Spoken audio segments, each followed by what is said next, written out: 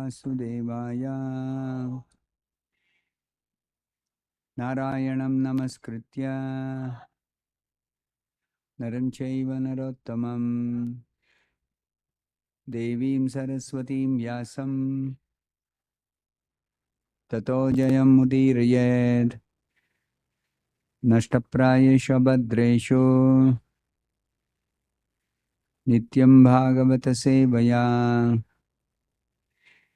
Bhagavati Uttama Shloke Bhaktir Bhavati Naishtiki. Reading from Srimad Bhagavatam, Canto 9, Chapter 24, text number 59. Akshauhininam patibhir Akshauhininam patibhir Asurair Nripa Lanchanaihi Asurair Nripa Lanchanaihi Bhuva Akramyamanaya Bhuva Akramyamanaya Abharaya Krutodhyamaha Abharaya Krutodhyamaha Akshauhininam patibhir Asurairnripalanchanaihi Bhuva Akramyamanaya Abharaya Krutodhyamaha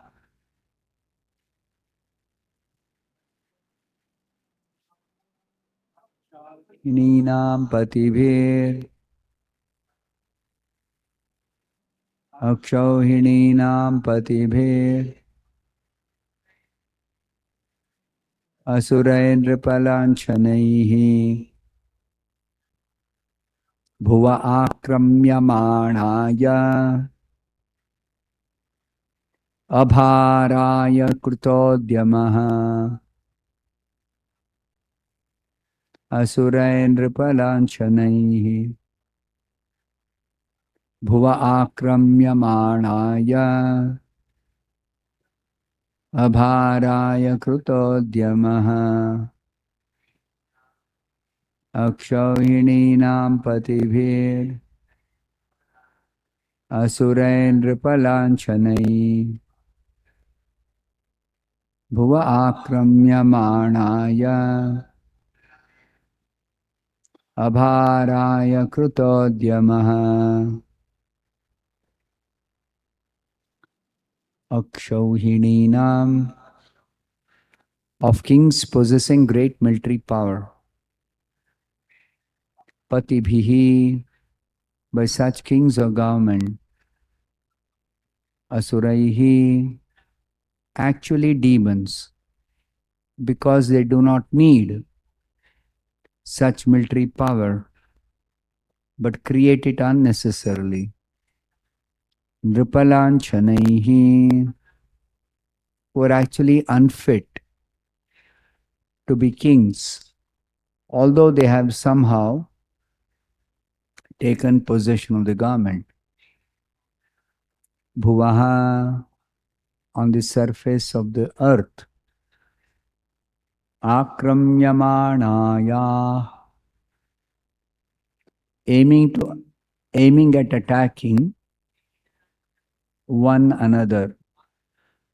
Abharaya, paving the way for diminishing the number of demons on the surface of the earth. Krutaudyamaha, enthusiastic. They spend all the revenue of the state to increase military power. Translation and purport by His Divine Grace A.C. Bhaktivedanta Swami Prabhupada. Translation. Although the demons who take possession of the garment are dressed like men of garment, they do not know the duty of the garment.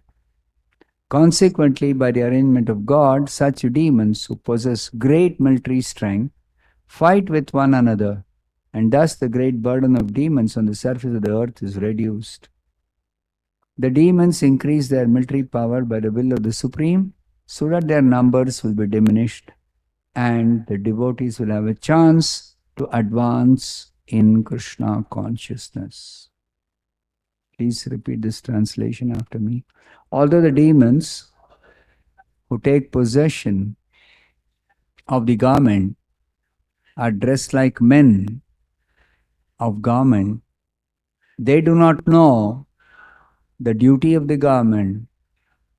Consequently, by the arrangement of God, such demons who possess great military strength fight with one another, and thus the great burden of demons on the surface of the earth is reduced.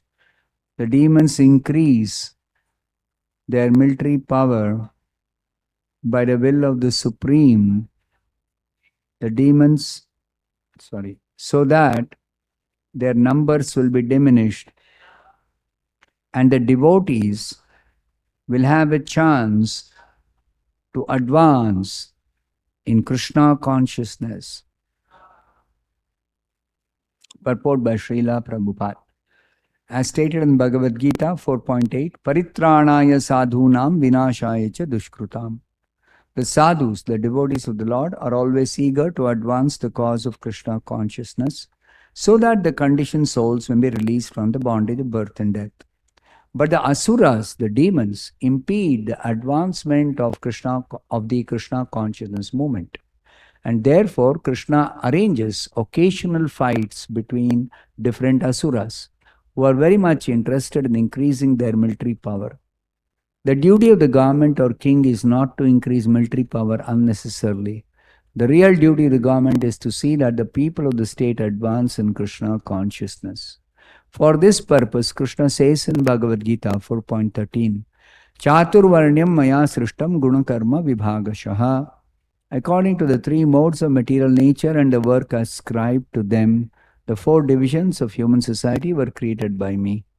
There should be an ideal class of men who are bona fide brahmanas, and they should be given all protection. Namo brahmanya devaya go brahmana hitayucha. Krishna is very fond of brahmanas and cows.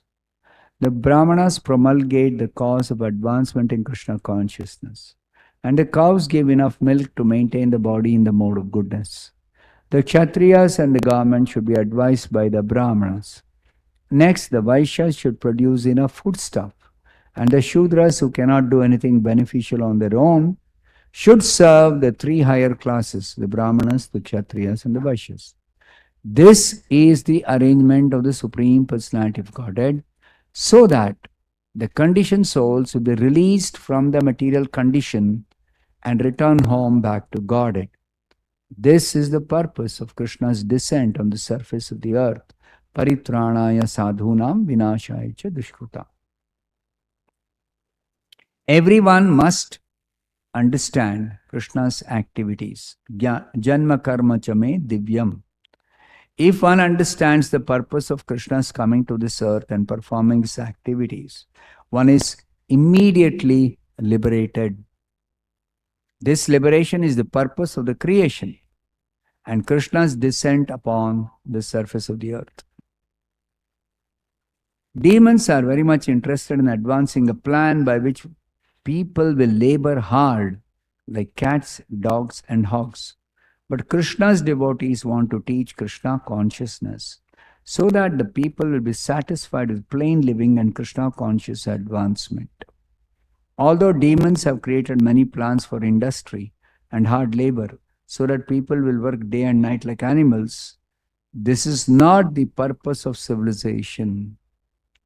Such endeavors are jagato ahitaha, that is, they are meant for the misfortune of the people in general. Kshayaya, such activities lead to annihilation. One who understands the purpose of Krishna, the Supreme Personality of Godhead, should seriously understand the importance of the Krishna consciousness movement and seriously take part in it.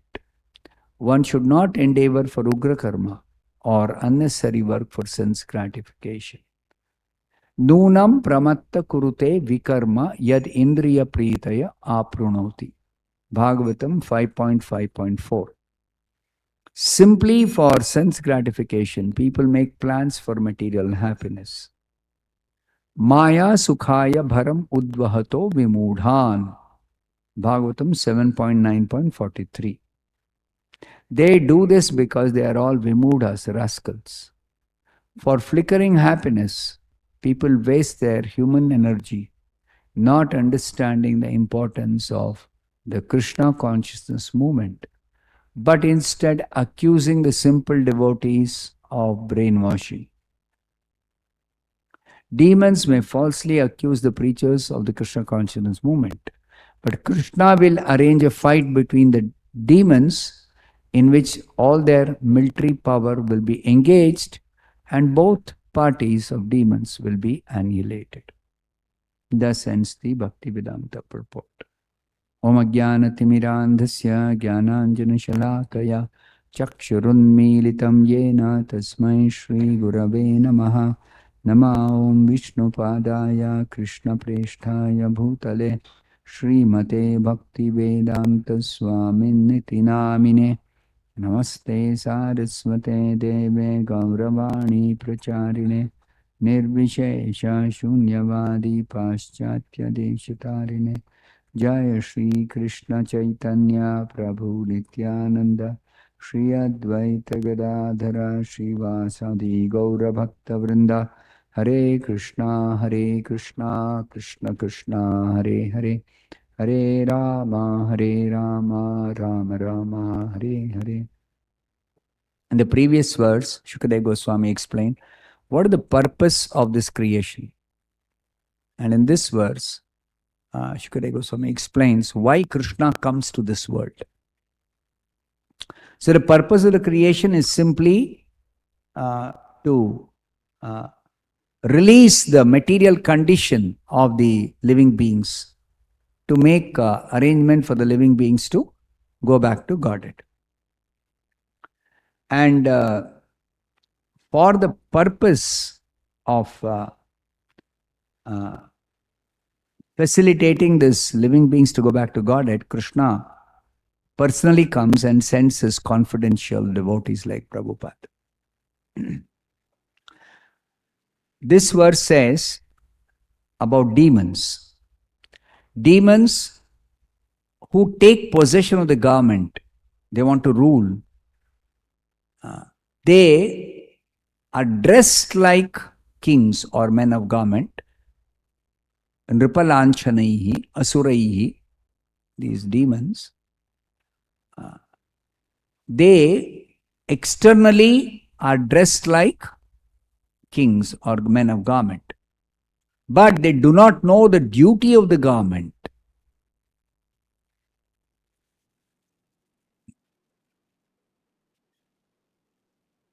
So, by the arrangement of God,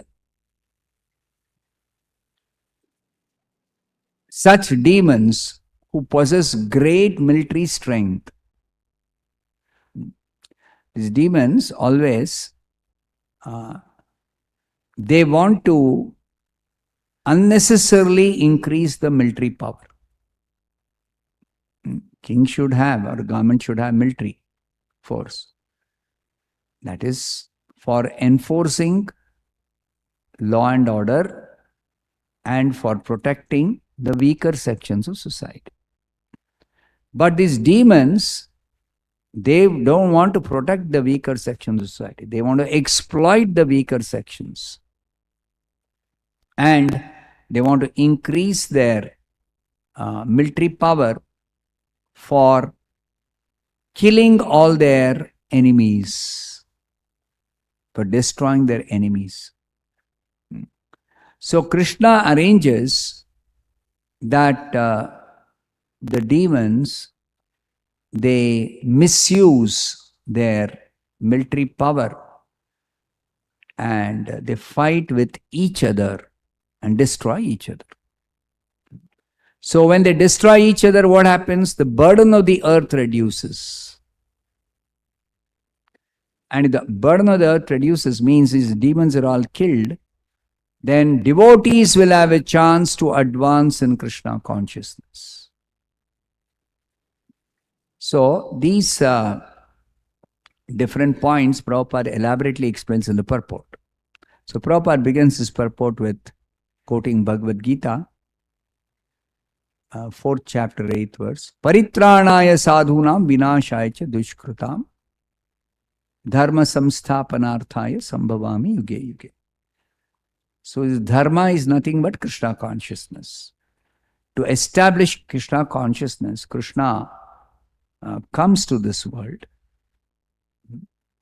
And in order to establish Krishna consciousness, he also has to protect the devotees, because devotees are engaged in propagating Krishna consciousness, practicing Krishna consciousness. And the demons are always opposed to Krishna consciousness. Now, why are the demons opposed to Krishna consciousness? Because they are essentially godless. Demons means also godless. In the scriptures it is said, Vishnu bhaktas smruto daiva asurastad viparyayaha. There's a definition. Who's a demon? Demon also doesn't mean somebody who has got some external appearance. No. Demon means demoniac qualities or nature. Asuri swabhava. Daivi swabhava, asuri swabhava. Now, Daivi swabhava, the characteristic of those who are divine natured or godly persons is they are all devotees of God. Devotees of God. Vishnu bhaktas smrutodai. And asurastad viparyayaha, the demons are non-devotees. They are godless. They are against God. Why are they against God? Because they are envious of God. They are envious of God. Why are they envious of God? Because God is the supremely powerful person.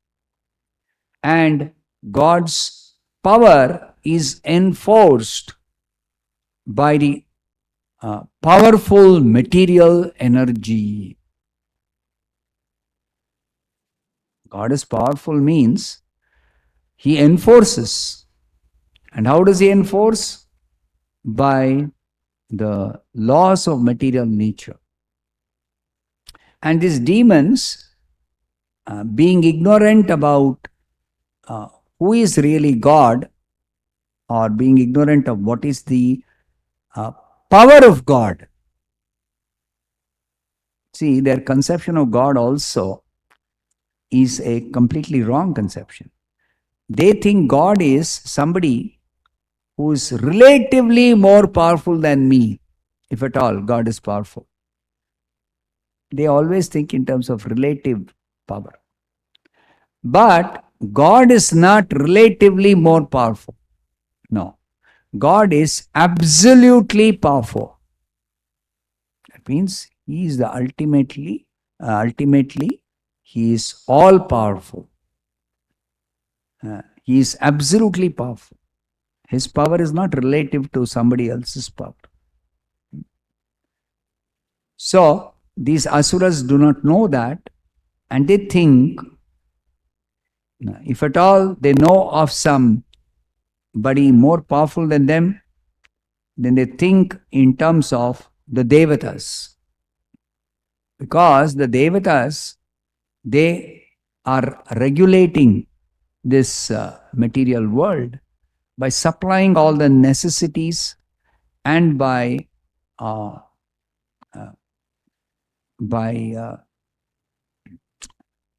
acting as the representative of God in controlling the various resources, controlling for the sake of properly distributing the resources among the different living beings. But the asuras, they want to exploit all the resources of nature. They want to take control of it. They don't want that the devatas will regulate and properly supply everyone. No. They want to take control. And they want to establish their supremacy. So that is ideally described in the, perfectly described in the 16th chapter. Daivi Swabhava and Asuri Swabhava. So in the 16th chapter, it says that the Asuras,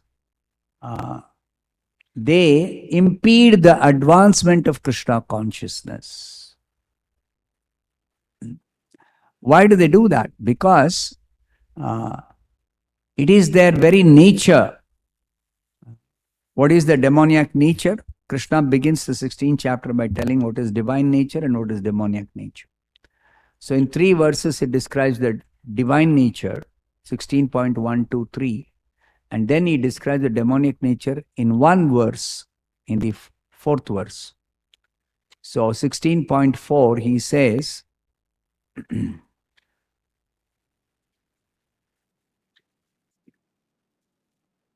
Dambho darpo abhimanascha krodha parushamevacha ajnanam chabhijatasya partha sampadam asurim. So Asuri Sampat and Daivi Sampat. Daivi Sampat was described in the first 3 verses. And all good qualities is Daivi Sampat. Divine nature or divine qualities. All good qualities. And all the bad qualities are demoniac qualities. See how? It is their nature, but automatically the division is clearly established by good qualities and bad qualities. So what are the bad qualities? To summarize, these are not the only bad qualities, but to summarize, arrogance, pride, anger, conceit, harshness, ignorance.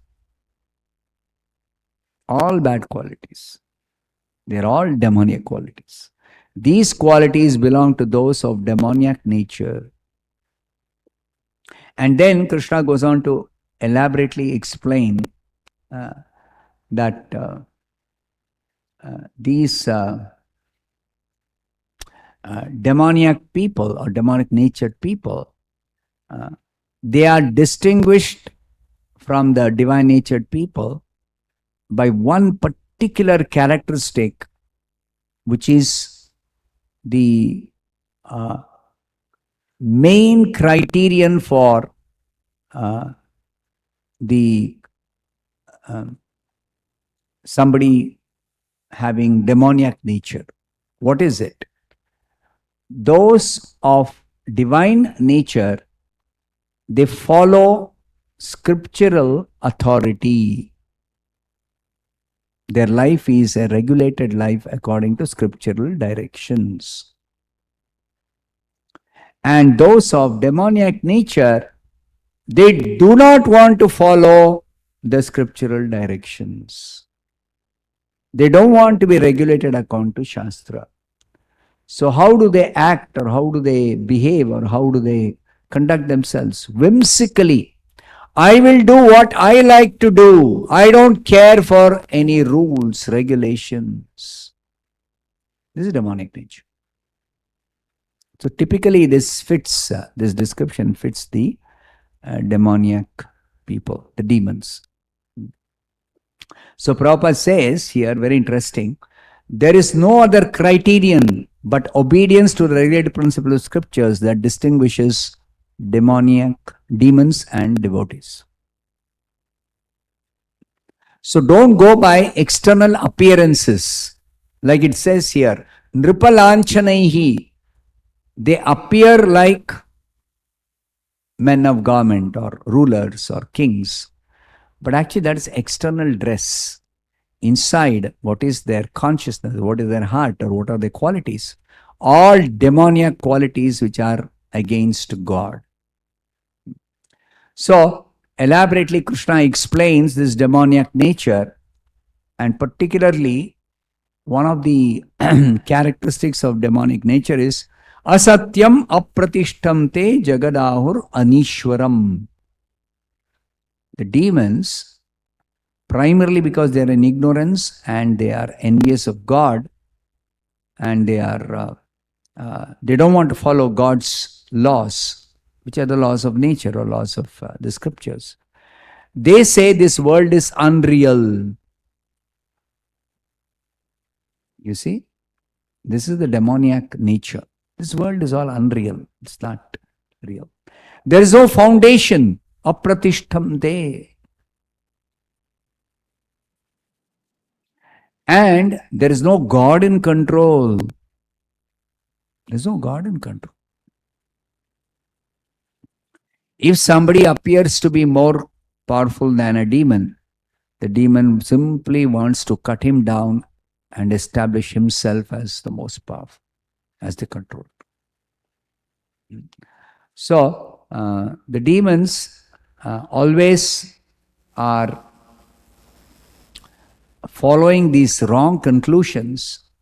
They are lost unto themselves and they don't have any intelligence, and they engage in ugra karma, horrible, unbeneficial works, and kshayaya jagato ahitaha.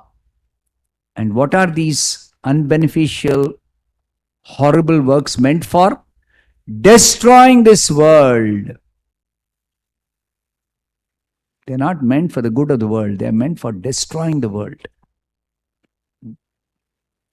And they're always engaged in unclean work. Asadgrahan. They always engage in unclean work. And their thinking is described here in further verses. Aso maya hata shatruhu hanishye chaparanapi.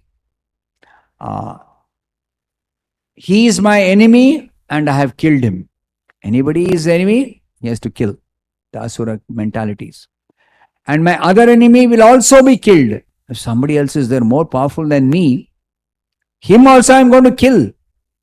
And for this purpose, they simply keep on increasing their military power. Because they want to destroy all enemies. They want to become the most powerful. In short, they want to become God. Who's the most powerful? God is the most powerful. So if there is any God, I want to kill him, or I want to destroy him, or I want to take his position. And I am the Lord of everything, and I am the enjoyer, and I am perfect, powerful, and happy. Ishwaroham aham bhogi siddhoham balavan sukhi. 5 specific characteristics of these asuras. I am the Lord of everything. Ishwaroham. I am the Lord of everything. I am the enjoyer. Aham bhogi. I am the enjoyer. And I am perfect. Siddhoham. Demons will never accept they have got any faults or defects or mistakes. That is demoniac nature. Because no humility. They think they are all perfect. Everything is perfect with them. And I am perfect, powerful. If somebody tries to point out their mistakes, then they will just make them subdued. I am powerful. You better listen to me, otherwise I'm going to finish you out. Shut up. That's all. So they will not, with a sober mind, consider whether other person is telling is correct or wrong. Or no. That's why they always want to be having big military strength to silence all critics. And I am happy. They always think they are always happy, even though their position is they are always in anxiety. They're always in anxiety. They're always in fear, though they externally make a show of being fearless. I don't care for death. I'm not afraid of anyone. But actually, within the core of their heart, they're always afraid of somebody who's more powerful. They're afraid of losing their life. They're afraid of the enemy, if there is an enemy, like that. So like this, the demoniac nature is basically, in one word, godlessness. So, Prabhupada explains in this purport, of course I don't have time, but in this purport Prabhupada explains that Paritranaya sadhunam. Sadhu means the devotees. This is the definition of sadhu according to Bhagavad Gita. Bhajate mam ananya bhak sadhureva samantavyaha. 9th chapter. Krishna explains who is a sadhu. Bhajate mam ananya bhak, one who is engaged in devotional service to Krishna without deviation. Who is such a person? Is a devotee. So sadhu means devotee. Sadhureva samantavyaha. He is a sadhu. So the sadhu or the devotees of the Lord always eager to advance the cause of Krishna consciousness so that the conditioned souls may be released from the bondage of birth and death. Our suffering, in essence, is because of 4 fundamental problems: birth, death, and in between birth and death there is disease and old age. Now, to put an end to this repetition of birth and death and consequently suffering, there is a plan of the Supreme Lord that is called Krishna consciousness. And that Krishna consciousness, the Lord wants to actually spread in this world, and therefore he sends us devotees, confidential devotees for this purpose. But the asuras, they are anyway godless, so they want to oppose other godly persons. They want to oppose other godly persons. And therefore, what does Krishna do? Krishna, on the one hand, he protects the devotees or the godly persons or the sadhus, but he also kills the demons. Now, killing the demons, Krishna does in various ways. One of the interesting ways in which Krishna kills the demons is he arranges occasional fights between different asuras. Because the nature of the asuras, that they want to lord over everyone. Not only they want to lord over the devotees, they also want to lord over the other demons. One demon does not tolerate another demon. So he simply wants to fight against anybody who challenges him or who is against him or who appears to be more powerful than him. So Krishna arranges these occasional fights between demons, and they fight, kill each other, and thereby Krishna reduces the burden of the earth. So who is the burden for the earth? Like sometimes these economists, modern day economists say, oh, there is a lot of problem in this world because of increasing population. So Prabhupada says, never is the population on the earth a burden for the earth. The earth can supply enough for all living beings. But who are the burden, actual real burden for the earth are the demons. Why? Because these demons, they unnecessarily increase the military power and thereby simply engage in fighting, unnecessary fighting. Always the demons will be fighting with each other. So, these demons are the real burden. And to reduce this burden, Krishna personally comes, especially when the demons harass the devotees too much. Krishna personally comes to protect the devotees, and thereby, incidentally also kills the demons. But sometimes Krishna doesn't have to even personally come. He will simply arrange the demons to fight among themselves. And the demons will kill each other and reduce the burden of the earth. Now, Krishna's real purpose is that he wants to increase the Krishna consciousness of the people. For this sake, Krishna gives us Chaturvarnyam maya srushtam gunakarma vibhagashaha. So he has divided the society. He has created 4 classes of men in the society: Brahmana, Kshatriya, Vaishya, Shudra, Chaturvarnyam. Now each one, how are they meant for promoting Krishna consciousness? The Brahmanas are directly meant for promoting Krishna consciousness because the Brahmanas, they are well versed in who is God and what is his purpose. So the Brahmanas, the real Brahmanas are the Vaishnavas. The other Brahmanas who are not Vaishnavas, they are either not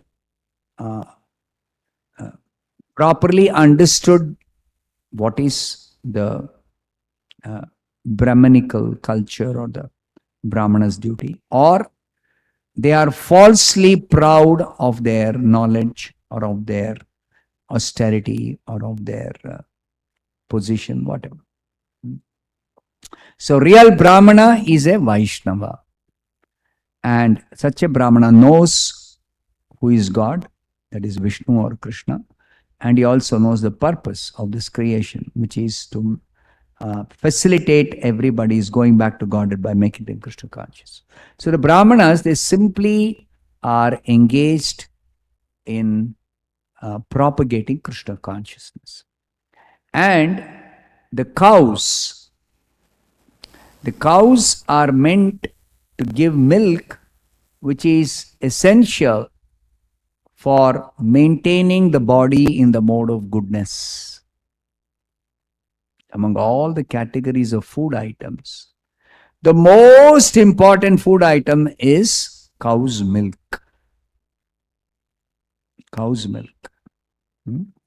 Even though the scientists may compare cow's milk with buffalo's milk and say, oh, buffalo's milk also has got nutrition. Nutrition is there in so many varieties of items in this world. But more important than the anyway, cow's milk is very, very nutritious, that there cannot be any dispute. Cow's milk is very nutritious, but more importantly than nutrition, which can be had alternatively also, so many other foodstuffs are there which can give you the nutrition. But cow's milk is the only food stuff that promotes the mode of goodness the best. Of course, there are other sattvic items which will also promote the mode of goodness. But among all these sattvic food items, the cow's milk promotes the mode of goodness the best, the maximum. Therefore, elsewhere Prabhupada says, the cow's milk is essential for developing finer brain tissues to understand who is Krishna, to understand God. You see, that's why cow's milk is so important. So, therefore, Krishna is particularly concerned about protection of Brahmanas and cows. Brahmanas and cows. Because the Brahmanas, they are meant for preaching Krishna consciousness. And cow's milk is meant for developing finer brain tissues to understand what is Krishna consciousness. The importance of Krishna consciousness. So therefore the cows and Brahmanas must be protected at all costs, especially by the kings of the government.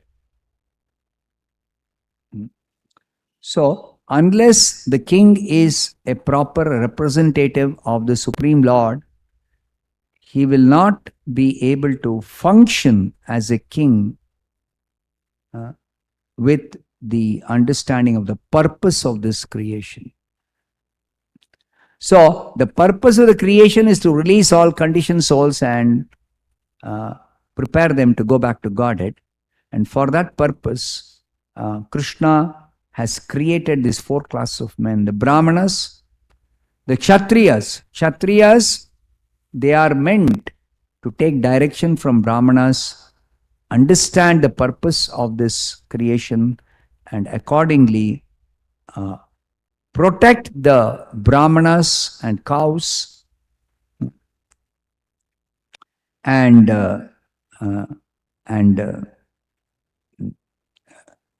subdue or kill the demons or the asuras, so that the demons will not give trouble or harass the devotees, unnecessarily give trouble to the devotees.